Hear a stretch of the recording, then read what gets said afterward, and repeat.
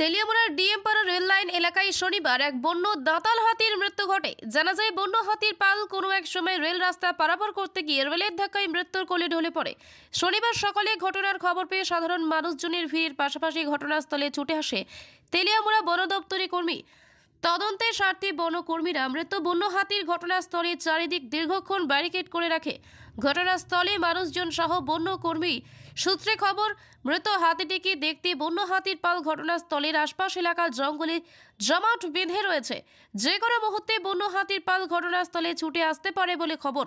বন্য হাতির মৃত্যুর পর হাতির দাঁত উধাও হয়ে যাওয়ার ঘটনায় রহস্যের পাশাপাশি তীব্র চাঞ্চল্য দেখা দিয়েছে গোটা এলাকায়। কপারটিলা এলাকার ডিএমপাড়া স্কুল সংলগ্ন রেল রাস্তার পাশে আমাদের কাছে একটা খবর আয়ে এখানে হাতি ফিরে রয়েছে। তারপর আমরা আইছি, দেখলাম হাতিটা ফিরে রয়েছে, ঠিকই মারা গেছে। এটা কি বড় না ছোট না? এটা সম্ভবত মিডিয়াম, এটা দেখতে মিডিয়াম লাগে। কোন সময় হয়েছে ঘটনাটা? ঘটনাটা তো আমরাও কইতে পারি না, হয়তো সম্ভবত রাত্রে হয়েছে, কারণ আমরা সকালে খবর পাই আমরা আইছি, দেখছি। হাতির দলটি কোন দিকে আছে? ওখানে আশেপাশে দল আছে, আমরা শব্দ পাইছি, আশেপাশে আছে। কতগুলো হাতি?